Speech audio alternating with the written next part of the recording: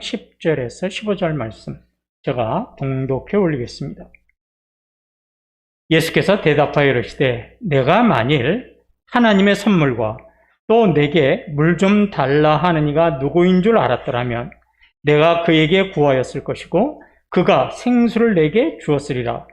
여자가 이르되 주여 물 기를 그릇도 없고 이 우물은 깊은데 어디서 당신이 그 생수를 얻겠사옵나이까? 우리 조상 야곱이 이 우물을 우리에게 주셨고 또 여기서 자기와 자기 아들들과 짐승이 다 마셨는데 당신이 야곱보다 더 크니이까? 예수께서 대답하여 이르시되 이 물을 마시는 자마다 다시 목마르려니와 내가 주는 물을 마시는 자는 그 속에서 주여 그런 물을 내게 주사 목마르지도 않고 또 여기 물 기르러 오지도 않게 하옵소서. 아멘. 4장 두 번째 시간인데요. 요한복음 4장 1절부터 9절 말씀의 내용을 먼저 좀 요약해 보면 이런 거죠. 예수님께서 이제 유대 땅에서 사역을 하시다가 거기에 너무 핍박이 강하니까 갈릴리 지방으로 내려가시려고 계획을 잡았죠.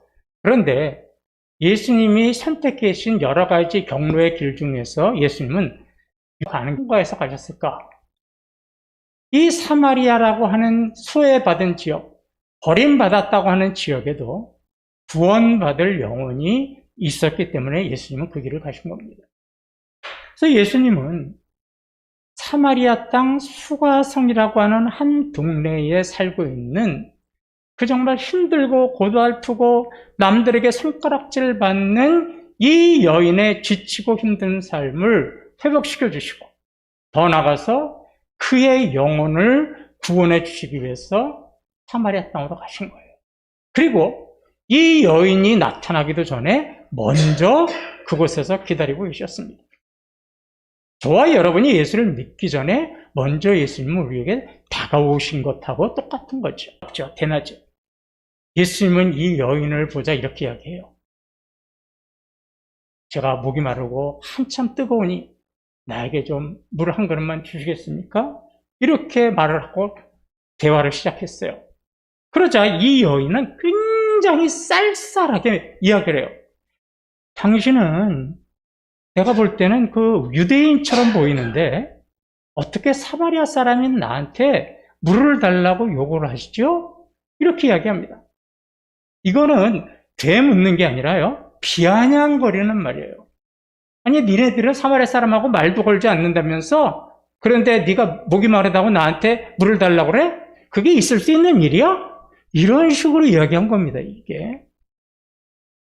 수가성의 여인은 이렇게 쌀쌀맞고 비꼬는 말을 한 것은 예수님을 알아보지 못하고 예수님을 단순히 외모로만 보고는 유대인일 것이라고 생각을 했던 거죠.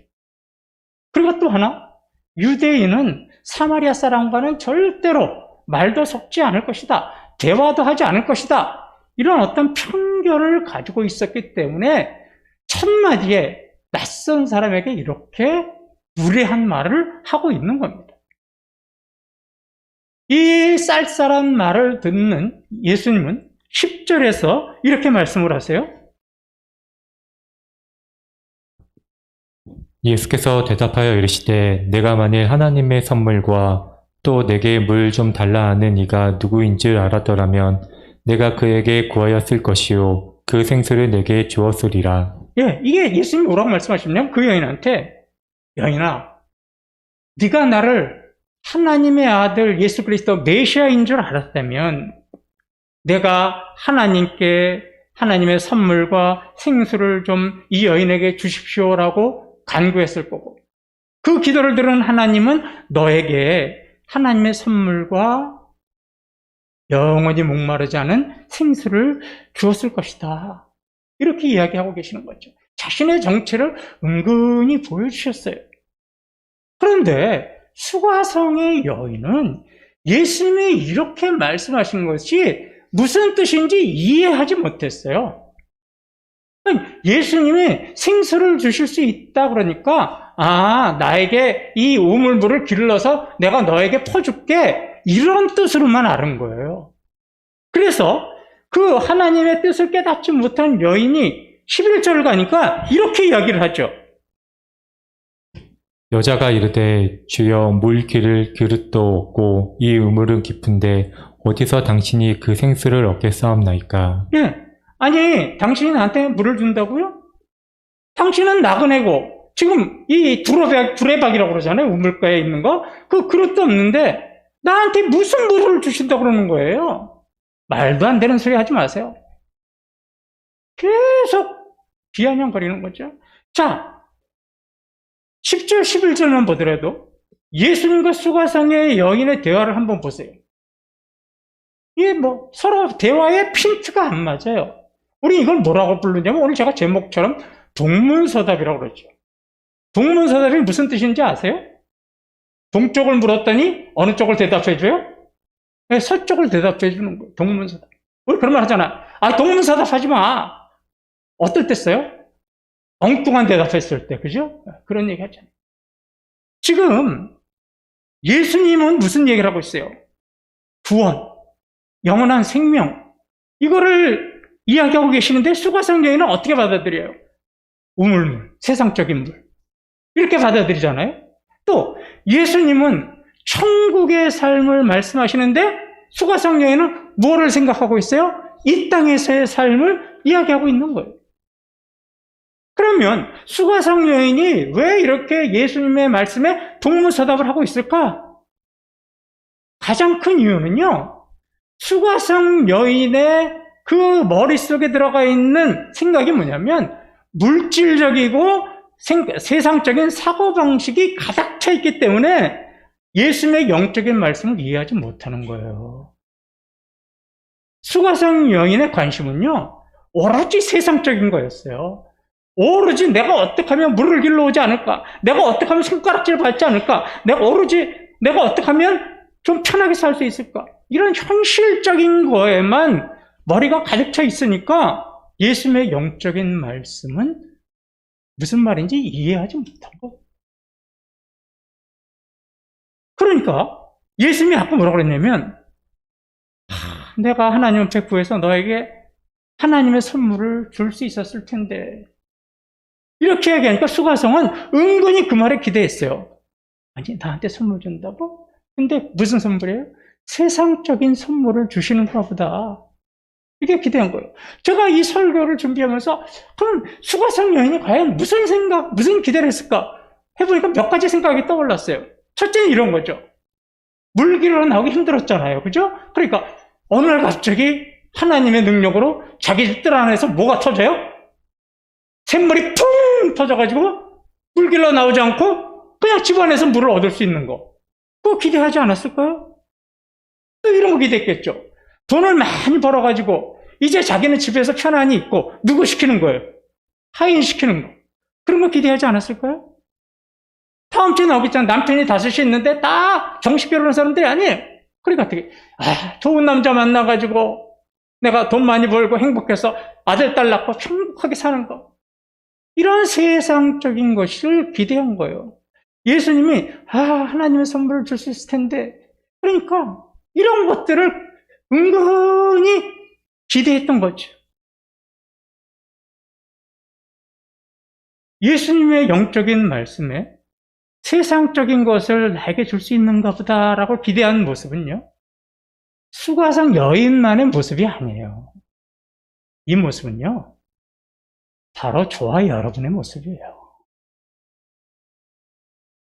우리는요, 우리가 가지고 있는 물질적이고 또 세상적인 사고방식이요, 하나님의 말씀이 우리 안에 들어와서 말씀이 뿌려지고 자라서 결실을 맺는 거를요, 철저하게 방해합니다.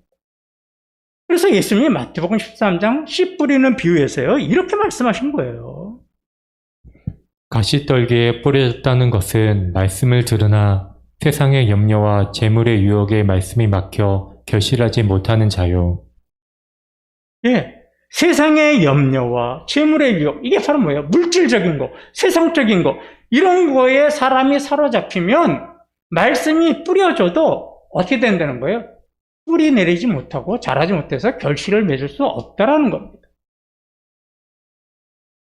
많은 성도들이 믿는다고 하면서도 은혜 안에서 말씀이 자라고 영적으로 성장하고 결실을 맺지 못하는 여러 가지 이유 중에 하나가 뭐냐면 아직도 자신이 가지고 있는 세상적인 행복, 현실적인 행복, 이런 것을 추구하는 물질적이고 세상적인 사고방식이 하나님의 말씀이 자리 잡는 것을 방해하기 때문이에요.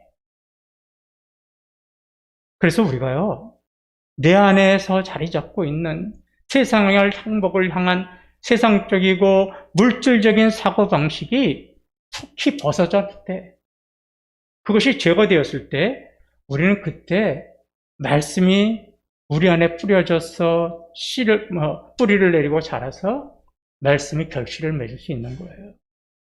그러면 그 결실의 결과가 뭐예요?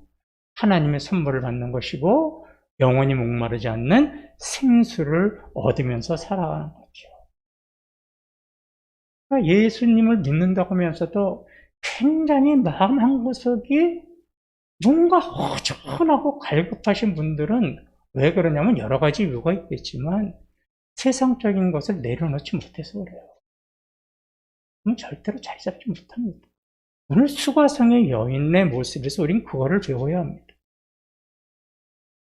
자, 아까 11절을 보세요. 예수님께서 여인아, 내가 하나님께 구해서 너에게 하나님의 선물과 생수를 줄 수 있을 텐데 라고 이야기하니까 이 말을 들은 수가성의 여인의 첫 번째 반응이 뭐냐면 이거예요.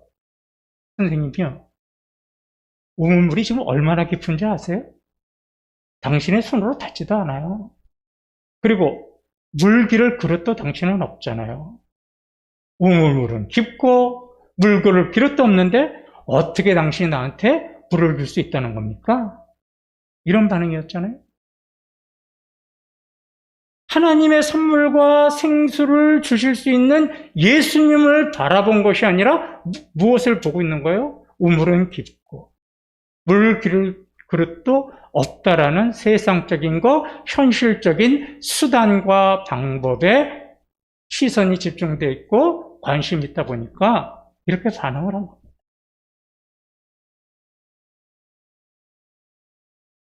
수가성의 여인은 지극히 평범한 세상적인 생각이에요.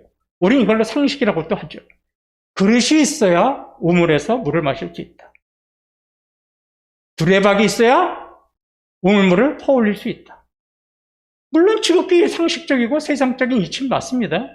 그런데 예수님이 이런 세상적인 수단과 방법이 없어도 영원한 생수를 주실 수 있는 분이라는 것은 몰랐던 겁니다.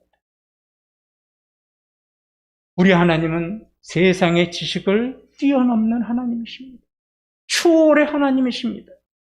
그 하나님을 왜 우리가 못 보느냐? 세상적인 지식으로 바라보려니까 그런 거예요.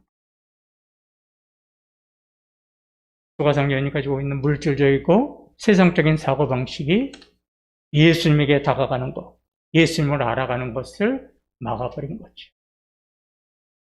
지금도요, 많은 그리스도인들이 예수 그리스도를 알아갈 때 진리와 성령에게 도우심을 구하기보다는요, 자신이 가지고 있는 세상적인 학문, 이성, 지식, 경험, 이런 방법으로 예수님을 접근하려고 해요. 그러다 보니까 이게 굉장히 잘못된 오류가 나와요. 초월적인 하나님을, 전능하신 하나님을, 인간의 지식보다 뛰어나신 하나님을 자신이 가지고 있는 세상의 지식과 학문, 경험으로 바라보려고 하니까 오히려 그런 것들이 제약이 될 수 있고 편견이 될 수 있고 그러다 보니 결과는 불신하게 되는 거죠. 우리가 성경을 보면서 그러잖아요. 야, 이거는 말도 안 되는 이야기다. 어떻게 이럴 수 있어? 예수님의 말씀을 자기 지식으로 재단하는 거죠. 그래서 사도 바울이요, 그런 사람들에게 깨우치라고 주시는 말씀이 있어요. 고린도전서 1장 21절을 보면 이렇게 말씀하십니다. 하나님의 지혜에 있어서는 이 세상이 자기 지혜로 하나님을 알지 못하므로 하나님께서 전도에 미련한 것으로 믿는 자들을 구원하시기를 기뻐하셨도다. 예, 세상의 지혜로는 하나님을 알 수가 없다고 이야기했습니다. 전도에 미련한 것이 뭐예요? 순수한 신앙, 어린아이와 같은 신앙, 그것을 그대로 받아들이는 것 같은 신앙. 남들이 보기에는 미련한 거예요. 그러나 그런 마음의 자세가 있어야 성경을 이해할 수 있고 하나님을 이해할 수 있다는 거예요.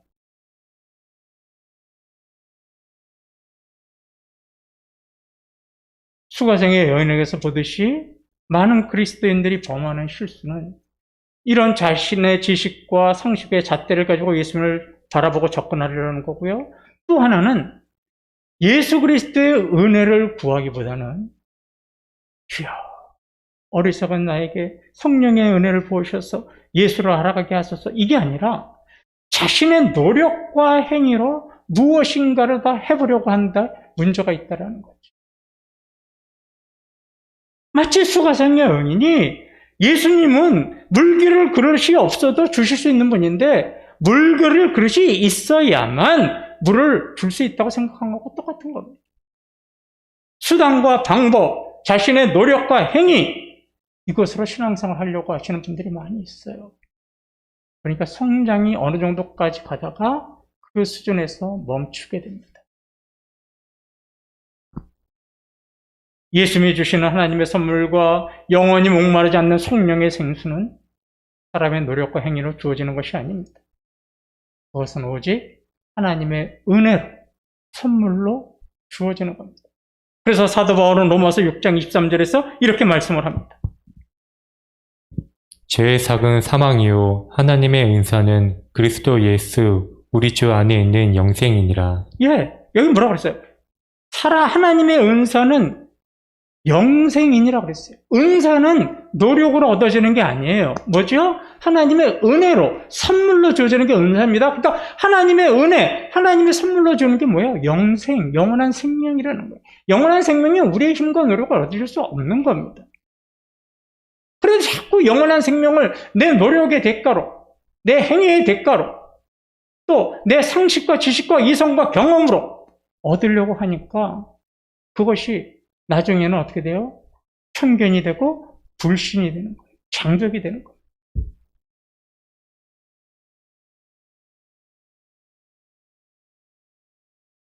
이 수가성 여인의 동문서답은 계속됩니다. 예수님이 하나님의 선물과 생수를 줄 수 있다는 말씀에 수가성의 여인은 12절에서요. 또 다른 편견을 우리에게 보여줍니다. 우리 조상 야곱이 이 우물을 우리에게 주셨고 또 여기서 자기와 자기 아들들과 짐승이 마셨는데 당신이 야곱보다 더 크니이까. 예, 수가성 여인이 예수님에게 뭐라고 그래요? 당신이 야곱보다 큰 사람이란 말입니까? 이거는 물어보는 말이 아니에요. 여전히 뭐하고 있는 거예요? 비꼬는 말이에요. 비아냥거린 말이에요. 왜 그랬느냐? 사마리아 사람들은 어떻게 믿었냐면요. 야곱이 자신들의 조상이라고 믿었어요. 그리고 구약에 나오는 성경 인물 중에서 야곱보다 훌륭하고 뛰어난 사람은 없다. 그런 사람이 우리의 조상이다. 그러니까 굉장히 여기에 대한 자부심이 강했어요. 그런데 예수님이 갑자기 나타나서, 정체는 모르겠지만 한 남자가 나타나서 내가 너에게 하나님의 선물과 생수를 줄 수 있다. 그러니까 뭐라고 얘기하는 거예요? 에이, 지금 당신 말하는 거 보니까 당신이 야곱보다 크다는 거예요? 한번 해보자는 거예요? 이런 뜻이에요, 이게 지금. 당신은 나에게 뭐 생수를 줄 수 있고 하나님의 선물을 줬다고 그러지만 당신은 우리의 조상 야곱보다 절대로 클 수 없다. 구약에 나오는 인물 중에서 야곱이 최고로 큰 인물이야. 이렇게 이야기하고 있는 거예요. 자, 보세요. 수가성의 여인을 한번 1절서부터 편견을 다시 한번 짚어보죠. 수가성 여인이 예수님을 제일 먼저 만났을 때 뭐라고 그랬어요? 아니, 유대인이 어찌해서 나에게 물을 달라고 그럽니까? 유대인은 물을 달라고 대하지 않는다는 편견이 있었죠? 두 번째는 뭐라고 그래요? 예수님이 물 줄 수 있다니까. 아니, 당신은 물기를 그릇도 없으면서 나한테 무슨 물을 준다고 그럽니까? 그릇이 있어야만 물을 마실 수 있다는 편견. 세 번째는 어떤 편견이에요? 당신이 암만 능력이 뛰어나도 당신은 야곱보다 절대로 클 수 없습니다. 이 세 가지 편견이 연달아서 이어지는 거죠. 이렇게 편견을 갖다 보니까 예수님에 대한 불신이 있고, 그러다 보니까 어떻게 되는 거예요? 대화의 초점이 안 맞고 동문서답하고 있는 겁니다.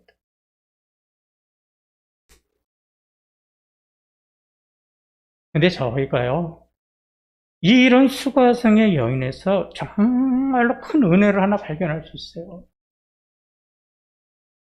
예수님은 사마리아 땅에 왜 오셨어요? 이 수가성 여인에게 삶을 회복시켜 주시고 구원을 주시기 위해서 사마리아 땅에 일부러 오셨잖아요. 제자들의 만류에도 오셨잖아요. 아무도 밟지 않는 그 땅을 일부러 오셨잖아요. 그리고 그 여인을 만나서 천국 복음을 전해주고 계신데, 이 여인은 지금 어떻게 돼요? 여전히 그의 머릿속에 가득한 세상적인 사고방식, 물질적인 사고방식, 편견 때문에 어떻게 해요? 예수님을 비난하고 예수님을 비아냥거리고 예수님의 질문에 동문서답을 하고 있잖아요. 그런데 놀라운 건, 나 같았으면 어떻게 돼? 치워라! 얘들아 가자! 이랬을 텐데, 하나님 아들 예수 그리스도가 보잘것없는 한 여인에게 이렇게 수모를 당하시면서도 여전히 하나님은 대화를 나누시고 수가성의 여인을 포기하지 않으세요. 저와 여러분을 향한 하나님의 사랑과 구원의 계획은 포기를 모르십니다. 네가 이기나 내가 이기나 한번 해보죠. 끝까지 우리를 붙들고 사랑 안으로 우리를 끌어들이시는 거예요. 그러니까 시간이 문제일 뿐이지 구원 못 받을 영혼은 없는 겁니다. 하나님이 택한 백성 중에서. 자, 하나님은 이 속상하고 답답한 여인에게 이제 좀 더 자세하게 13절, 14절에서 이렇게 설명을 해주세요. 예수께서 대답하여 이르시되 이 물을 마시는 자마다 다시 목마르니와 내가 주는 물을 마시는 자는 영원히 목마르지 아니하리니 내가 주는 물은 그 속에서 영생하도록 솟아나는 샘물이 되니라. 예수님이 이제 동문서답하는 이 여인에게, 여인아, 네가 하는 말하고 내가 하는 말에 대화가 참 핀트가 안 맞는구나, 초점이 안 맞는구나. 내가 이제 네 마음과 내가 하는 말이 뭐가 다른지 내가 좀 설명해 줄게. 이렇게 하시면서 설명하는 것이 13절, 14절 말씀이에요. 즉, 수가성 여인이 생각하는 물, 이것이 무엇이고, 또 예수님이 말씀하시는 물이 무엇인지를 서로 이제 어떻게 하는 거예요? 비교해서 이야기해 주시는 거예요. 그러니까 조금 더 깊이 들어가시면서 비교해 주시는 거죠. 자, 보세요. 세상적인, 이 수가성 여인이 생각하는 물은 어떤 물이었어요? 야곱의 우물물. 그죠? 세상적인 물이었어요. 이 물로는요, 영적인 갈증이 해결이 안 되잖아요. 사람 안에 있는 영적인 목마름은 세상적인 물질로 해결이 될 수 없어요. 그러면 그 얘기 하시는 거예요. 쾌락도, 돈도, 명예도, 권력도 영적인 목마름을 해결하지 못해요. 그래서 설령이요, 그런 것들을 다 누리고 있다 할지라도요, 마음 한구석에는 주님을 향한 그 마음이 있어가지고 한 구석은 허전한 거예요. 그런데 반대로 돈도 없고 명예도 없고 권력도 없는데 예수 그리스도를 사모하는 마음이 있으면 마음에는 기쁨이 충만한 거예요. 감사가 넘치는 거예요.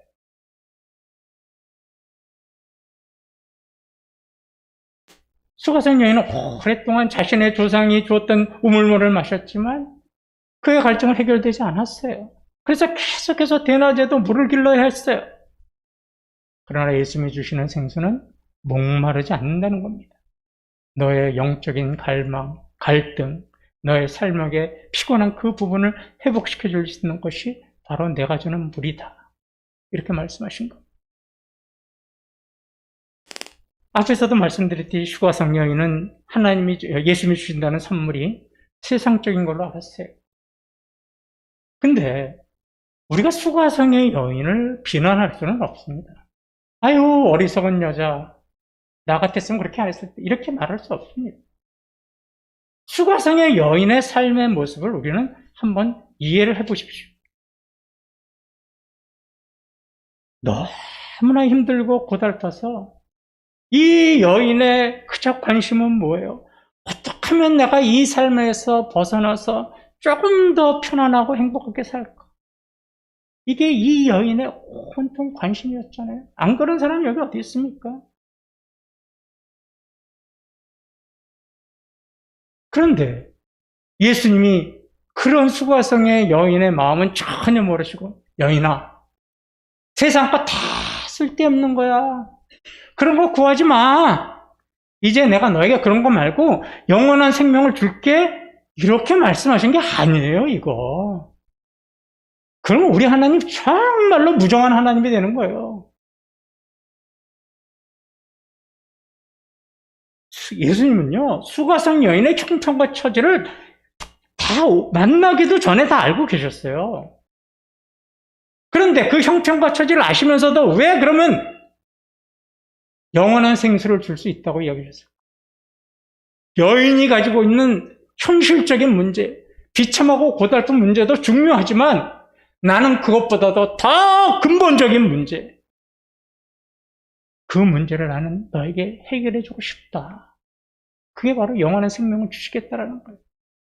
너의 힘든 삶, 너의 비참한 삶은 나 아니더라도 세상에 어떤 사람이 그것을 해줄 수 있겠지만 너에게 영원한 생명을 줄 수 있는 사람은 나 혼자밖에 없다. 그래서 나는 너의 근본적인 문제를 해결해 주기 위해서 온 거다. 이렇게 오신 거지 그의 삶은 냇가려 드시고 영원한 생명만 받아라 이렇게 이야기하신 게 아닙니다. 여러분, 저와 여러분이 때로는요 수가성의 여인과 같은 마음을 가질 때가 있어요. 지금처럼 우리가 힘들고 어려운 삶이 계속되면 누구나 다 우리가 지금 갈망하는 게 뭐예요? 아, 이 힘들고 어려운 시기 좀 빨리 지나가고 이전처럼 내가 좀 행복하고 편안하고 좀 여유 있는 시간을 살았으면 좋겠다. 이런 마음 여러분 없으세요? 누구나 다 있어요. 저도 있어요. 그럼 어떻게 해요? 기도하시잖아요. 아니, 목사님, 어떻게 그런 걸 기도하세요? 영적인 것을 구해야지. 이런 사람 손 들어보세요. 그런 사람 없어요. 우리가 힘들고 지치고 어려울 때는 탄식이 저절로 나오면서 하나님 앞에, 하나님, 내 삶이 지금 너무 힘듭니다. 너무 경제적으로 쪼달립니다. 내 직장과 사업체가 지금 마지막 나락에까지 떨어졌습니다. 하나님, 나 좀 도와주세요. 이렇게 기도 안 하시나요? 다 합니다. 그럼 이 기도가 잘못됐나요? 아닙니다. 하셔야죠. 놓고 기도하는데, 그런데 자꾸 기도할 때마다 하나님 우리에게 뭐라고 말씀하시냐면,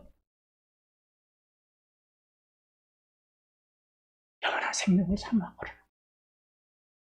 자, 동떨어진 마음을 주세요. 얘야, 땅의 것, 세상적인 것 구하기 전에 천국의 것, 영원한 삶의 것을 구하고 그것을 사모해서 살았으면 좋겠다. 자꾸 기도하는데 그런 마음을 주세요. 그럴 때 어떻게 돼요? 하나님 무정하시지 내 마음을 이렇게 모르시나? 하나님이 야속하게도 느껴져요. 이게 우리의 기도의 정말 마음 아닙니까? 그러니까 어떤 사람은 너무 힘드니까 그냥 기도도 때려치시는 분도 있어요. 자기의 사정을 너무 모른다고. 그런데 하나님께서 우리가 그런 어려운 삶을 간구하면서 기도할 때 얘야, 영원한 것을 사모해라. 천국의 삶을 사모해라. 이렇게 이야기한다고 해서 예수님이 우리의 삶을 냇가려 두고 외면하시는 거예요? 전혀 그렇지 않습니다. 우리의 어려운 형편, 우리의 신음소리에도 응답하시는 하나님이신데 왜 그분이 우리의 삶을 외면하세요?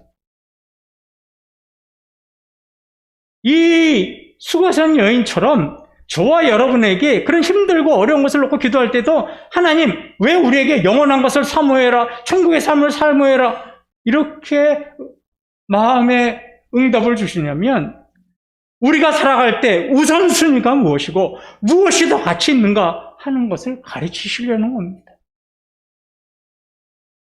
가르치시려고 하는 거예요.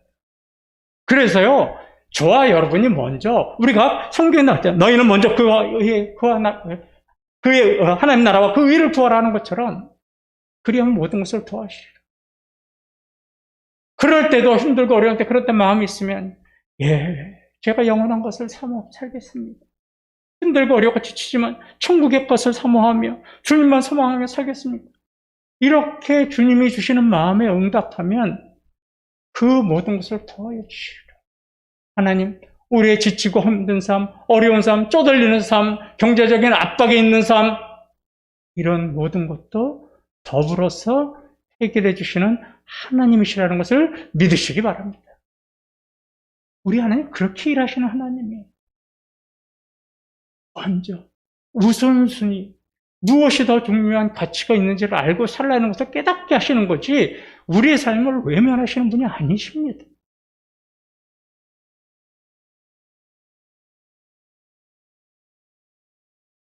(15절을) 보면 이제 수가성의 여인이 예수님과 대화를 나누면서 아주 조그마한 행동의 변화가 보여져요.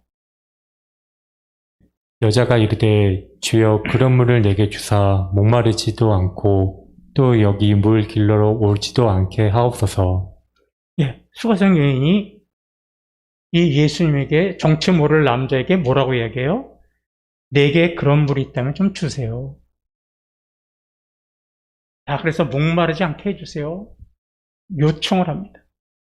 여태까지 예수님의 대화에 비아냥거리고 비꼬고 무시했던 이 여인이 이제는 어떻게 돼요? 그런 예수님에게 부탁을 해요. 그런 물이 있다면 나에게 좀 주세요. 어떻게 되는 거예요? 수가성 여인의 편견이 조금씩 어떻게 하고 있는 겁니까? 깨어지고 있는 겁니다. 그런데 두 번째 줄을 보세요. 아직 깨어지긴 했는데 완전히 깨어진 게 아니라 그가 구하는 건 뭐예요? 나 여기 물 길러 오지 않게 해주세요. 세상적인 요구. 처음 예수 그리스도를 믿으면 기도하라 그러면 뭐 기도해요? 우리 아들 잘 되게 해주세요. 우리 집안 잘 되게 해주세요. 우리 아파트 평수 좀 넓혀가게 해주세요. 그죠? 우리 자동차 좀 사게 해주세요. 세상적인 것을 구합니다.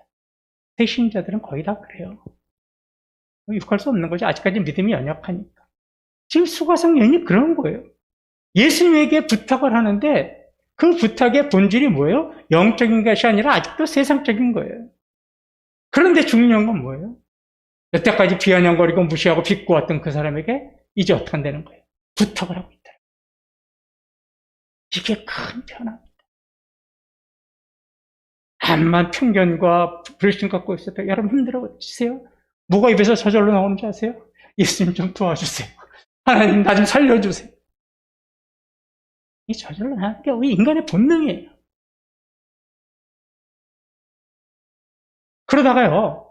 이제 이후에도 계속해서 수가성 여인하고 예수님이 대화를 해요. 인격적인 교제를 나눠요. 그러면서 완전히 수가성 여인이 변합니다. 그게요. 요한복음 4장 28절에서 29절에 나와요. 여자가 물동이를 버려두고 동네로 들어가서 사람들에게 이르되 내가 행한 모든 일을 내게 말한 사람을 와서 보라. 이는 그리스도가 아니냐 하니. 빨간 글씨를 보세요. 뭐를 버려두고요? 물동이. 여태까지 수가성의 여인이 목숨처럼 소중하게 여기고 그의 시선이 집중되어 있고 그의 사고방식이 집중되어 있던 게 뭐예요? 그를 기르시에요. 세상적인 수단과 방법이에요. 이거가 있어야 나는 물을 먹을 수 있어. 나는 살 수 있어. 이거 아니면 나는 죽어. 내 갈증 해결하지 못해.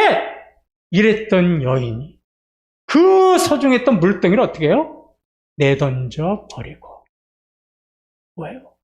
세상적인 것 내어던지고 누구를 전적으로 의지하는 거예요?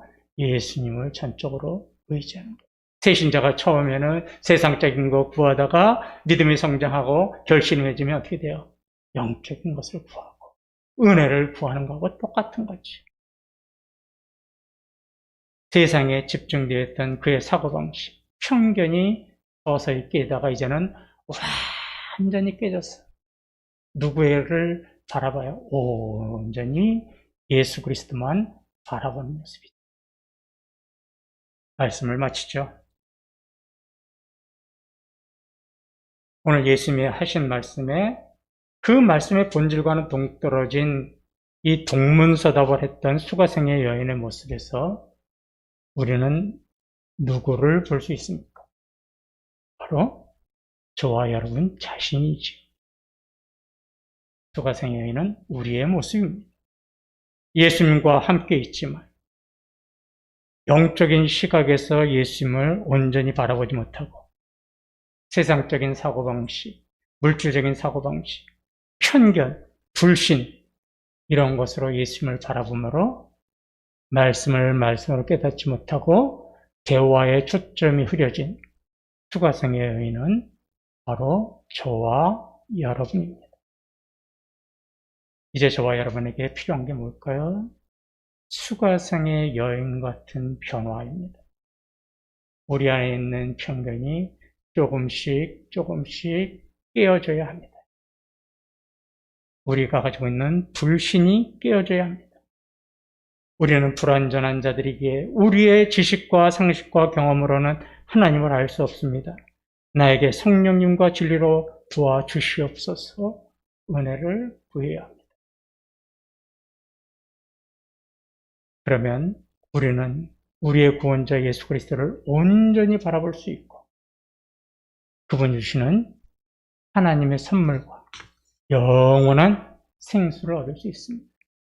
이제 우리 안에 있는 여러 가지 모양의 말씀을 깨닫고 주님을 바라보는 그 방해물들을 다 성령의 도우심으로 제거하시고 어린아이와 같이 순수한 마음으로 주님을 바라보고 주의 말씀을 두렵고 떨림으로 받으심으로 하나님이 주시는 하나님의 선물과 영원한 생수로 충만해지는 우리 이태원교회 모든 성도님들 되시기를 주님의 이름으로 축원합니다.